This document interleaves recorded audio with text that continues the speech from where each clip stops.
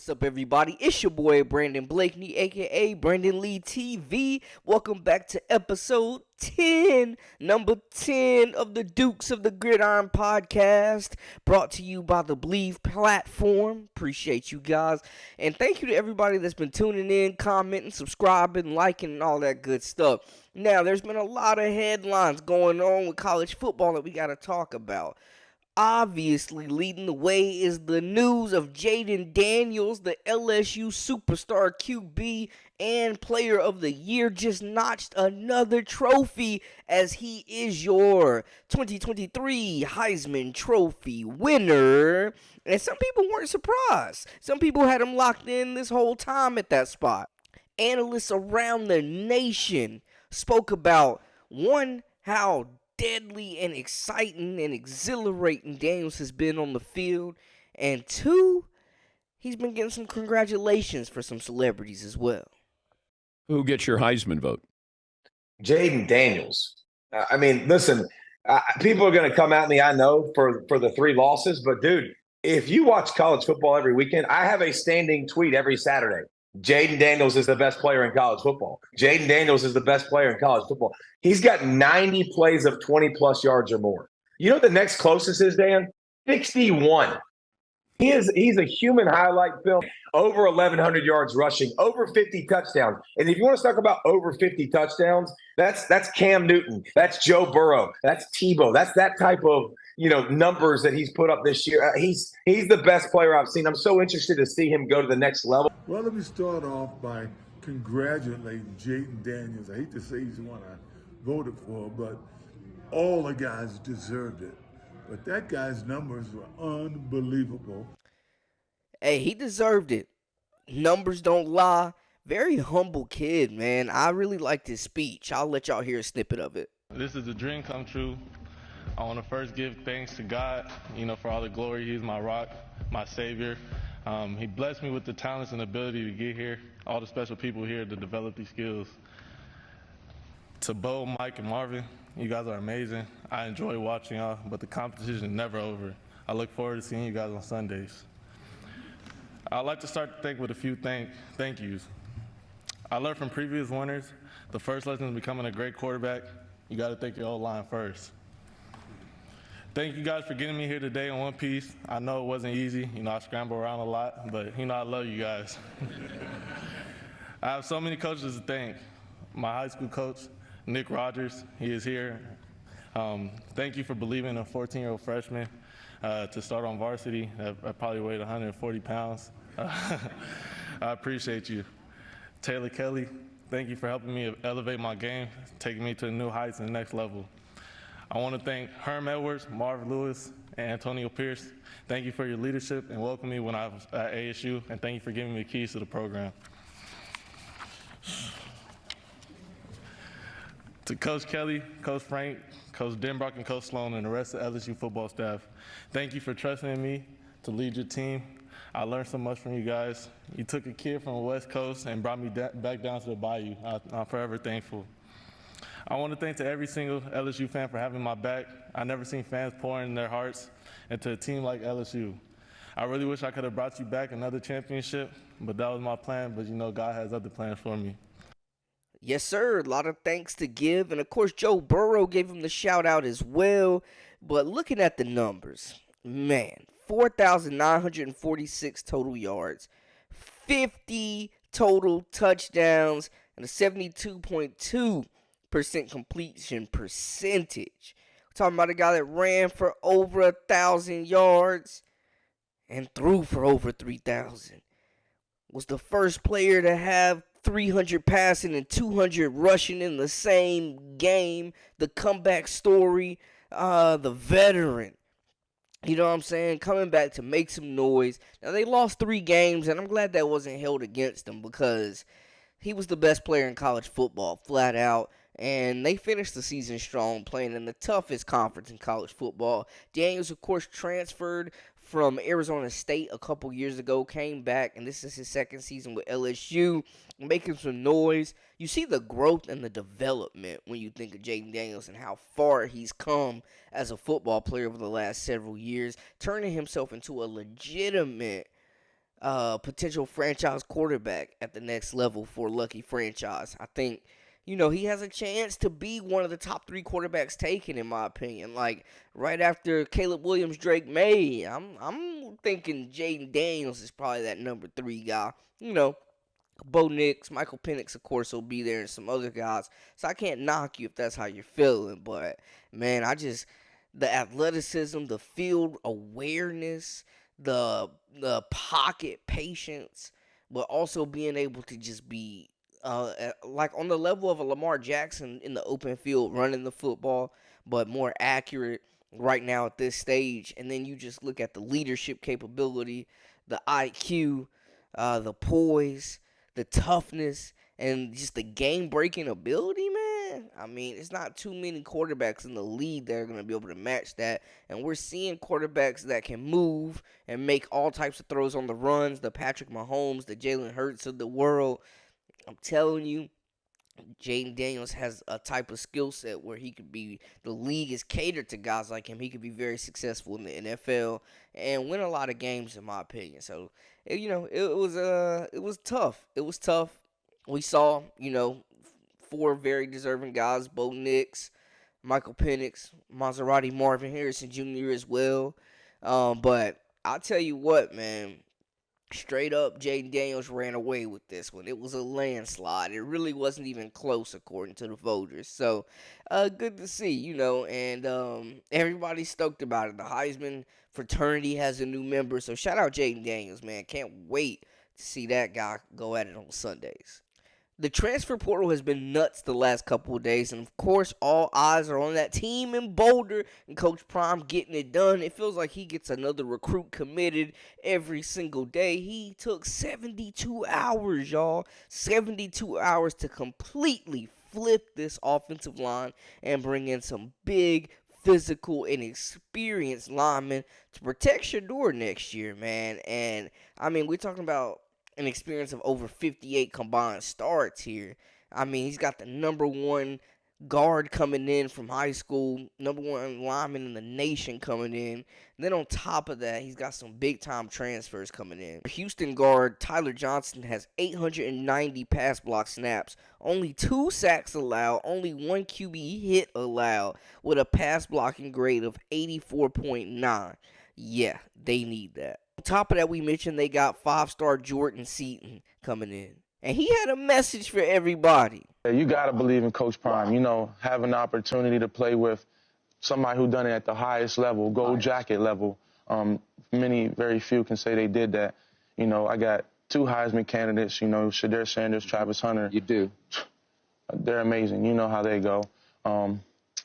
Yeah, man, and if you ain't rocking with us and you say you're a dog and you claim you're a dog, why you not coming to Colorado? There you go. Why you not helping somebody who look like you? I ain't gonna lie, that really gave me Death Row vibes. I'm looking around like, hey, I'll call. Y'all need one? Hey, count me in. But that is just also the beginning of this offensive line overhaul that we're seeing, because they weren't done. They got another guy from UConn. Yakiri Walker was the starting center for UConn last season. You got Khalil Benson, 6'6", 335 pounds, known for his mean streak I saw on Twitter. The physical guard was arguably Indiana's best offensive lineman last year. Then you got Justin Mayers, who earned All-Conference USA honors in 2022, ranked as the 4th best guard in the portal. So they have completely overhauled this team, this offensive line, and they're bringing in more skilled players as well. Coach Prime said all he needed was a few more dogs, and he wasn't hard to find. And hey, we're seeing it now. He is not hard to find. Expectations in Colorado should be sky high. I mean, we know like a big difference in this team from last season to next season will be that offensive line. We know that was the difference between them winning a lot of games and getting their doors blown off all those games in a row. So it'll be interesting to see, but they're going to keep building, man. Colorado to the moon, and I'm sticking with it. Speaking of sticking with it, I'm sticking by Florida State, y'all.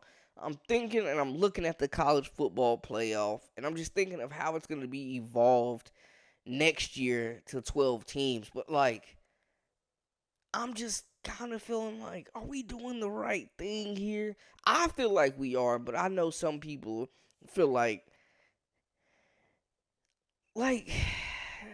Florida State, one, got cheated, but two, like I was listening to this clip from Bomani Jones, and he was talking about how the BCS was the golden era because everybody's chasing one team. The bottom line is this: there is no good way to crown a champion in college football. And the reason that there is no good way to crown a national champion in college football is that has never been the point. Functionally speaking, mechanically speaking, you're never going to be able to come up with a good way to do this. There are 130 teams in the FBS. There is wide variance in the types of schedules that they wind up playing. And there is a very small number of games. But what we, as a sporting society at the very least, are sure of is that the truest way to determine the best team is to have a tournament of some sort. What you get when you set up a bracket is not necessarily who is the best team. What you get is the winner of a tournament. It doesn't give you truly a champion in the ways that people discuss tournament winners as being. Now, if you want to say that winning a tournament makes you a true champion because of something that's a bit more tied to the nobility of this, you know, you beat them, just mano y mano stuff, all right? If you want to make that argument, I get you. But I don't understand why people don't get that's not the only way to determine who a champion is. We had a way of doing it before, and quite honestly, it wasn't that bad. We all enjoyed it a great deal. And you know why we enjoyed it a great deal? Because there's only one school playing for a national championship every year, and that's Alabama. Everybody else is in this for shits and giggles. And I hear that, and I'm like, y'all, I think the FCS has been doing it right the whole time. Like, y'all know I spent time in North Dakota covering the North Dakota State Bison. Like, just seeing how the FCS works, I love how their playoff format is.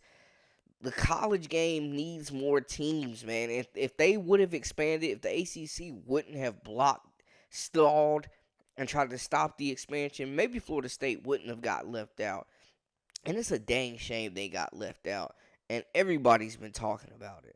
I mean, we're talking about a Power 5 conference champion that went undefeated that got left out of the playoff. Bro, this is sickening. This is sickening. And honestly, like, for a team like Texas, obviously they weren't getting jumped. And I feel like, honestly, there's no better time right now to be a Texas Longhorn fan or this program. They might be the hottest program in the nation right now with the most money as well. And a strong head coach to back them. And I agree, like, Texas belongs. That's not the issue here. The issue is that Bama is that 4 seed. And I get it, they're the better team. We've talked about it. Jalen Milroe's a dog. I love his game. I'm a fan. I get it. But they have a loss. We cannot overlook the fact they got their doors blown off by double digits at home. I'm just saying. Now, looking at it, Florida State, the strength of schedule wasn't great. But we can't punish them for the ACC being down. The fact that Carolina's out here losing to Virginia is not their problem. I'm just saying. But those wins against Ole Miss and Mizzou, those are going to move the needle a little bit more. That win over Georgia, that's going to move the needle a little bit more than beating a Louisville team. FSU could have won by more. Yes. Is it right? No, because it became more about the on-field. It became more about profits than the on-field production. And that's the issue. And I'm hearing a whole bunch of stuff, but, you know, I hear a lot of people who don't coach talk, you know, and as a coach, what I would say about, like, when you lose a player, and obviously the most important position on a football, maybe the most important position in sport, besides the pitcher in baseball, is the pitcher in football, the quarterback. Okay, they lose their first one. The backup is good, and he'll be back in time when they finally play it. So The other thing about that, Danny, that I found is a lot of times teams get better when they lose.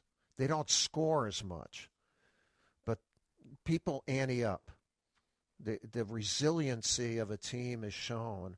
And I thought once their quarterback got hurt, Florida State showed even a higher level of toughness. They weren't going to score 36 points or 40, but they weren't going to let anybody score. And whatever that defense did or special teams, that wasn't recognized, I don't think. And it's just a different way. It was a different way of being a champion, not the way you had most of it. So I think it's a bunch of bullcrap to say, well, they were a different team. Well, it's not bullcrap. They were a different team. Doesn't mean they weren't that this team was not as good as the team with the quarterback, because maybe the defense didn't have to be as good, and they've risen to a whole nother level. That's what I see as a coach. I think it's one of the missed things that people don't talk about. And now I'm thinking, what does this mean for the ACC moving forward? Right? Do teams like Florida State, the Clemsons, do they feel like if they... we've never seen this happen to Clemson. But for Florida State, the sentiment is you can be an undefeated ACC champion and still get treated like an undefeated Mountain West champion. ACC football feels like it's not being viewed as a Power 5, even though the ACC had a better record against the SEC than vice versa this year. But we're seeing it. Florida State was 2-0 against SEC teams. You know what I'm saying? I'm just throwing it out there. The numbers don't lie. All we can do is play it. Who's in front of us? That's all you can do. But I'm thinking, moving forward with the ACC, right? Do teams feel like they can go undefeated and make the college football playoff? Does expansion help with that? Or did the college football committee completely destroy the ACC? Are we seeing how... look how the Pac-12 ended up with a bad commissioner. And now we're seeing it happen with the same thing. With the ACC, we're seeing the same thing happen here. Was Alabama at 4. Florida State is a different team than they were through the first 11 weeks. Coach Norvell, their players, their fans, an incredible season. But as you look at who they are as a team right now, without Jordan Travis, without the offensive dynamic that he brings to it, they are a different team. And the committee voted Alabama 4 and Florida State 5. Presidents for hiring Jim Phillips in the first place, rather than getting a disruptor that understood where things were going. So that was failure number one. All right, now you have Jim Phillips in charge of things. Jim Phillips is not Greg Sankey. He's not even Brett freaking Yormark, man. Those guys make themselves readily available. I'm not talking about a local podcast like ours. Jim Phillips doesn't even make himself available on his own propaganda arm, the ACC network. When Greg Sankey wants to set the tone, what does Greg Sankey do? Goes on the SEC network or ESPN proper. Or ESPN proper, or with Feinbaum. You have to be front and center arguing on behalf of your conference. Now, I know what the response is. Well, he's going to lose that fight. I don't care. You still got to go out there and fight. And at no point does Jim Phillips look like a guy that actually wants to fight for the conference. You fight with your own network partner to get an actual Feinbaum-like person on these shows. The ACC does not have that. They've never had that. It's not in their nature. I don't know why. And that ultimately is them getting screwed over and why the death of the ACC was only accelerated after this. The ACC presidents hired a guy who's bad at political football, terrible at political football, and these are the consequences. In the same way that the Pac-12 hired a guy that was bad at reading the room, bad at negotiating television contracts, bad in seeing where the landscape was going, and that ultimately led to their destruction.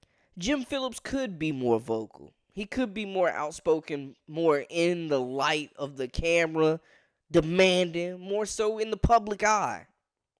I would agree with that sentiment right there.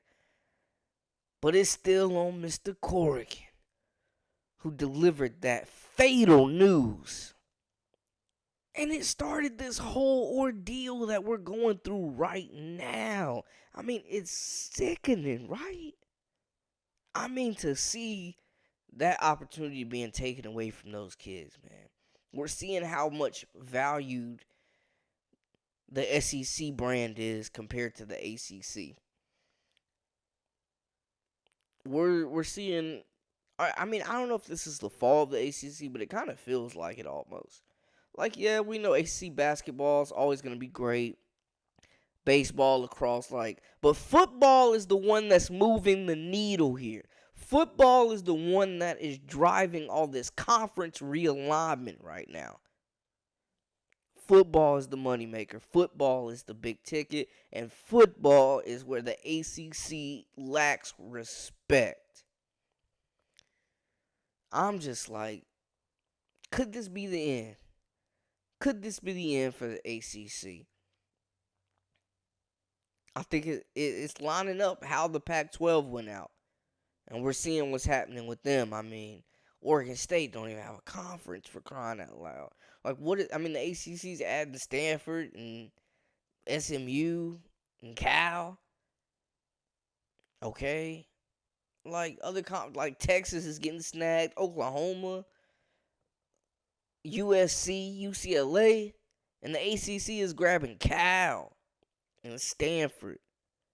I'm just saying, man, the disrespect is very blatant. It's obvious what the voting committee, what the public feels about ACC football. And it ain't right. But speaking of the Pac-12, we had some big transfer news. Now, there's some huge big-time quarterbacks that are starting to make some commitments. We're still keeping an eye out on Cam Ward, but one of the big dominoes to fall, Dillon Gabriel out of Oklahoma, making the move over to Oregon. And that's going to be a seamless fit. We're talking about a guy that has played 4 or 5 years, multiple years of college football here. Easily one of the most accomplished quarterbacks in the nation. Just coming off of a 10-2 record, he threw for 3,660 yards and 30 tutties at Oklahoma this year.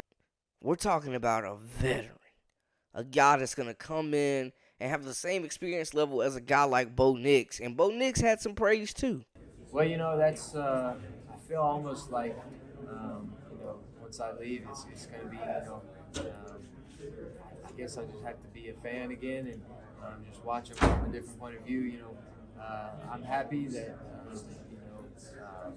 that they're doing what they think is best. Coach Lane is going to do a good job of putting guys around the team who he thinks is going to win games. And I think obviously the transfer portal worked out for me, so hopefully it continues to have a positive effect on college football. What advice would you give Dillon, if he hits you up and had to have success at Oregon since you've had it the last 2 years, culminating here in New York with the Heisman Trophy finals? Well, I think you just got to, work in silence and, earn your stripes early and just, go in there and try to do what he can to win over the team. But, it's going to be, up to him. And this move makes a lot of sense if you really think about it. I mean, it's a seamless fit. His brand of play, his mobility, the way he likes to get the ball out quick but can also push it down the field. He's really able to get playmakers the ball in good situations where they can make plays happen, make big things happen, make good things happen. And he's going to go to Oregon and make good things happen. They're relying on these veteran quarterbacks that have played a lot of snaps and seen a lot of different defenses. Bo Nix just laid the blueprint out of, hey, you can come here, rebuild your brand, resurface, re-up your draft stock, be in the Heisman conversation, be in the college football playoff conversation, and then you cash out and go to the NFL. And Dillon Gabriel, I think, will do the same thing. I mean, we seen him knock off Texas. The kid is electrifying, and it'll be exciting to see him get with those Oregon Ducks, man. Big move. Oregon playing chess. We had to say it. We had to put some notice. Had to put the country on notice, man. Oregon is definitely playing chess out here. But, hey, that's a wrap for us. We just had to, you know what I'm saying? It's a lot going on with college football right now as we near this college football playoff. And we'll continue to have predictions and more updates on the portal and the biggest storylines going forward. on the Dukes of Gridiron podcast. But that's a wrap for me.